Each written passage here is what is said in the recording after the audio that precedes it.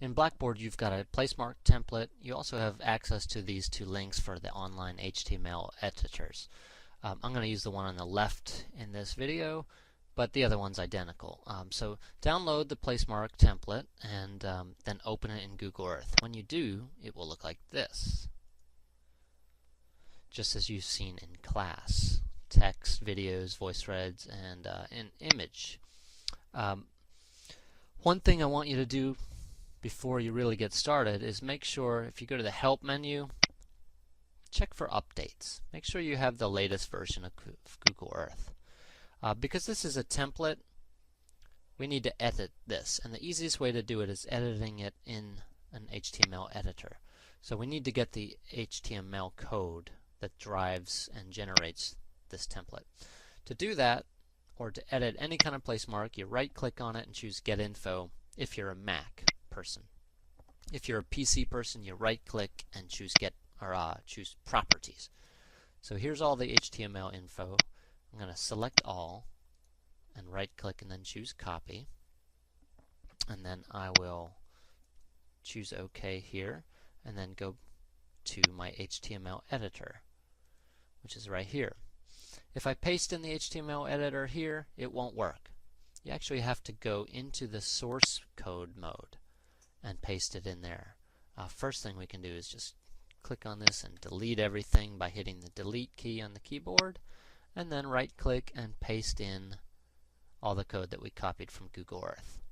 Alright, so let's go back to edit mode by clicking the source button. Here we see everything. And now we just start making changes. Okay, so the main title, which should be 28-point font, I'm going to do my place mark on Beaker, you know, the Muppet. Subtitle 1 and subtitle 2 are up to you. Notice they get incrementally smaller. You could put born date and death date if you like. If you don't need a subtitle 2, just delete it. Image title here, 16-point bold. I'm going to delete that and just say image of Beaker. Now you need an image, and on the placeholder you have some guidelines. Make it about 400 pixels wide, 350, maybe up to 450. Don't have copyrights or watermark on there, like property of Joe Schmo or whatever. Okay, so make sure it's clean, free of copyright. And then high visual quality. Obviously, don't start with a small image and enlarge it. That'll pixelate it. You can start with a large image and make it smaller, as I'll show you. And then, of course, you want to cite your image. So here's an image of Beaker that I've got. There are different ways of getting the image URL. Okay, so all images that you use have to be on the web somewhere, because that's how Google Earth works. So to get the image or the URL of this image, some people might be inclined to copy the URL up here, but that would be getting the URL of the entire page here. All I want is the image. So there are various ways to do this, and depending on the browser, it will change. And in the instructions, the written instructions, I explain how to do this for each of the 4 major browsers. But I'm in Google Chrome, so I would right-click and I could choose Copy Image URL. I'll be safe to do that. Or I could say Open Image in New Tab, just to make sure that it's just the image. And now I can just click in the URL, copy it, and then go back to the editor. And all I have to do is double-click on this image placeholder, delete the URL that's in there, and paste the new one in.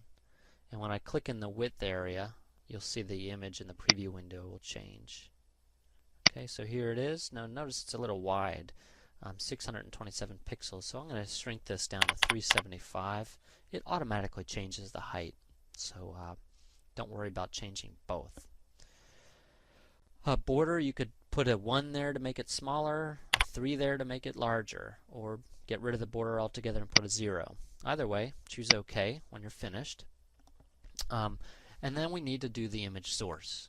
Okay, so we need to cite the image. Notice it says paste in the image here, or the URL here, it's 10 point and italic.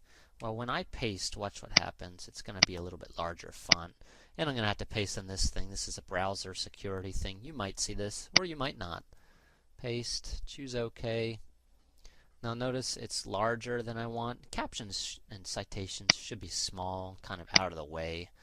We don't really need to see this. It's important to have it, but not necessarily to see it. Okay, so there's the citation. Now we can start working on the textual information, things you should know about your topic. In this case, beaker.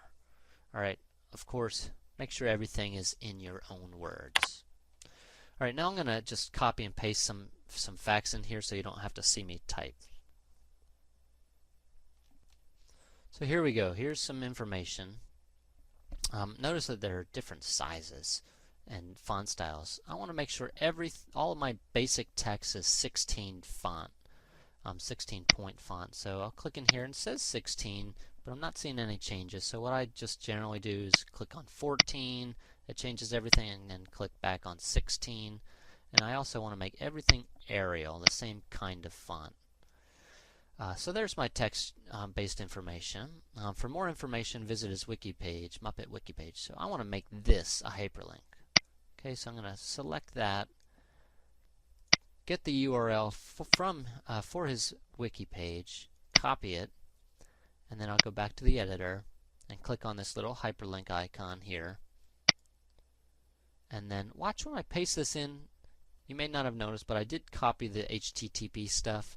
Well, there's a protocol over here, and it puts it in automatically. So I'm going to hit paste here, and watch just on the left-hand side. You'll see HTTP there, and then it will disappear. Okay, so there it goes. Choose OK, and now I'm good to go. Here's the YouTube video part. YouTube video starring Beaker. I can get rid of this stuff. And this is a YouTube video that exists out there, and basically I need to change this. So I'm going to click here, and for the time being, hit the delete key on my keyboard, and then I'm going to hit X for a reason that I'll explain in a second. But before I explain that, I need to go get my YouTube video. So here it is. What you're looking for is not the URL up here. You need, rather, the embed code. And to get that, you need to hit the share button and then embed. Okay, and by default, usually this shows success, easy for me to say, huh? Shows suggested videos when the video finishes is selected. I'm going to deselect that, and then click in here and copy everything. And then I'll go back to my editor, and now I need to go in the source code. So I'm going to click in there, and now I put that XXX in there just so I know where to go and look. And that's where I want to place my HTML embed code. So I'm going to actually just paste right over top of that and go back to source. Now you won't see your video, but you will see some sort of an iframe. Okay, the same thing goes with the Voicethread video about Beaker. I'm going to click here, delete that, and type XXXX. And then I'm going to go to Voicethread. Now I will show you, I'll have a separate video for Voicethread, how that works in case you've forgotten. But once you've completed the Voicethread, you'll go here to My Voicethread and find your particular Voicethread. I don't have one really on Beaker, but so I'll just use this one to show you how it works. So I'm going to click on the menu button, choose Edit, and then because I'm I've completed this, I'm ready to embed it. So I'm going to go to Embed. Of course, first thing you need to make sure what you do is go to Publishing Options, make sure Allow anyone to view and allow anyone to comment are selected. Choose Save, and then go to Embed, and then choose the Copy This next to the embed code. So copy this, it copies it for me. I'll go back here, and now just as before with the YouTube, go into source mode, and then scroll down and look for the XXXXX. Right click on it and paste right over top of it, and then we can go back here and it will show up here as a flash placeholder. The last thing you need to do is just go in here and say, just type your name. Great. So now I'm ready to get all this information into Google Earth.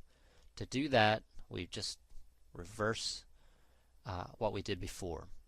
So we copy the HTML from here and put it into Google Earth. So I'll go into Source, right click and select all, right click and then copy, and then go back to Google Earth, right click on my place mark, get info. Of course you'll need to rename your template. I might say Beaker.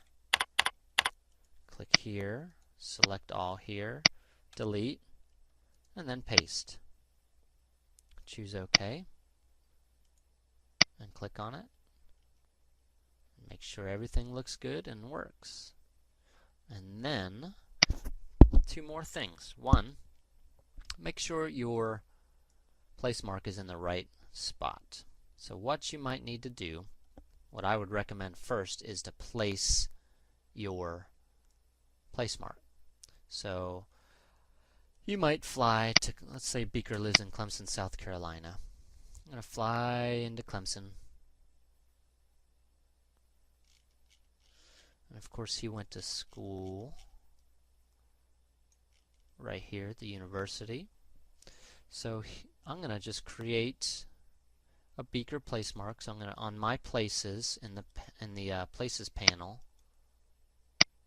hide the search panel here. Right click on here. I'm going to add a folder first of all. This is what you did in EDF 315, and just type in your name, choose OK, and then right click on your folder and choose Add Place Mark, Beaker. And I'm going to move this out of the way and place it right over Tillman. And here, right click and paste, because I've already had it copied. Choose OK. I'll test it. Again, make sure everything works. Good to go. If you want to change the place mark icon, right click on it and choose Get Info or Properties, and then up here you can choose something here. I'm going to take you back just for a second, see if I can find a Beaker. I'm going to do a Beaker icon search, so go into Images. And I'm going to go over here on the left under Any Size and choose Icon. And this is the one that I want to use here. Click on this. Alright, so here it is. I'm going to right click this time and just choose Copy Image URL. And then I'm going to go back to Google Earth. And let's see, can you see this? Yeah, here we go. Add Custom Icon. Image Location. I'm going to paste the URL in. Choose OK. Notice up here it changes. I'll choose OK here, choose OK here, and there he is.